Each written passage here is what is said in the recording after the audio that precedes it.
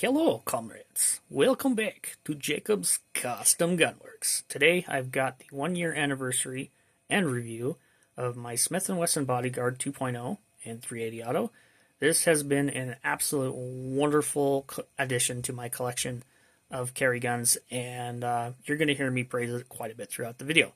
One of the things I do want to go over is, yes, I have had some issues, and it's not so much the gun's fault, but I have had some issues with this Fiyoshi 95 grain full metal jacket stuff every once in a while. And I'm going to say 4 out of 500 rounds this has happened. It will fail to go completely into battery, and I give it a little love tap, goes into battery, gun shoots fine after that. Shoots fine, extracts fine, and, I don't have any issues beyond that. So 4 out of 500 rounds, not terrible. Could have just been a bad run. That being said, everything else I have fed through the gun. Critical defense from Hornady has ran fine. Arms core, hollow point stuff has worked awesome. And I believe a buddy of mine gave me some Remington loads that worked very well as well. So, yeah, just that particular load was giving me some issues. And like I say, it was very, very few and far between. Wonderful tool. Everybody that has fired this gun, besides myself, has absolutely fallen in love with it. It's very light on the recoil. It's very manageable. It's small for its size. It is probably, in my opinion, one of the best micro carry guns in 380 you could buy today as of right now. Now, there are quite a bit more versions of this guns in different colors, and now they've got one called the Carry Comp, where it's a ported slide and ported barrel. It's kind of a lot of different things you can get with this. It's kind of really flooded the market. One of the things that I'm going to rant, I've got 2 issues that I want to rant.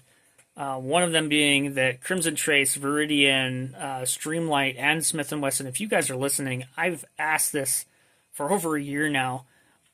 We would love to see a flashlight laser or flashlight and or laser combo for our guns here, especially those of us that live in the northern country and even the southern country, where we're approaching our fall and winter, where it gets darker quite sooner in the daytime. So that would be an absolutely wonderful addition to a defensive carry gun that I would love to see more companies do. But yeah, that would really make this gun for me, as if we could get our light laser combo. I know everybody's obsessed, and this gun doesn't have it, with getting an optics cut slide and having a red dot, but for me, that's just, it is what it is. I think on a carry gun, for me, it's not really my cup of tea, but that's all right.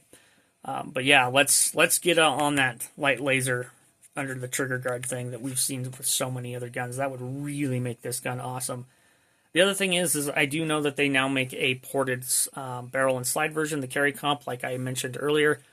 I don't know what the obsession is with these new companies coming out and saying, hey, let's make a defensive gun that is ported. I think that's a terrible idea, personally. I get why they do it, because, of course, it reduces felt recoil and things like that.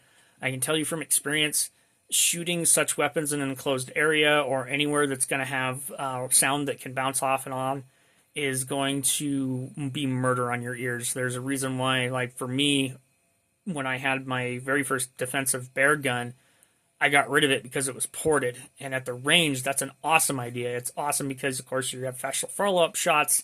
It's lighter on the recoil, and it's fun, but it's murder on your ears because, of course, it's ported and the sound's coming right back at you. And when I shot mine, I shot it in an open box canyon, and I took 2 shots with 357 Magnum, and I was so disoriented by the time I got done that I went, this is a terrible idea, and sold it, and that's how I got started in 10mm. But that being said, yeah, I'm not exactly sure why the obsession with ported barrels and slides are, but if they work for you, great. It is you. At the end of the day, it is your defensive firearms. So, anyway, yeah, you still have these magazines are quite more available now. Of course, from the last time I did the video, got a 10-round flush fit, and of course you have your 12-round. There are many, many, many different carry options for this gun. You can do inside the waistband, outside the waistband, pancake style, and whatnot.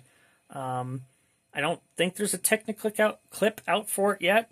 Which, of course, would sit on the side here like they had for some of the Smith & Wesson shields. And then, of course, you could get a pocket holster as well. It is a very small gun like that. But, yeah. Anyway, I figure that, this has been a wonderful, wonderful, wonderful carry piece for me. And if you were looking for something in the market of a micro carry gun, even if you have bigger hands, this would definitely be something to consider. But that's what I got for you today. Until next time, comrades.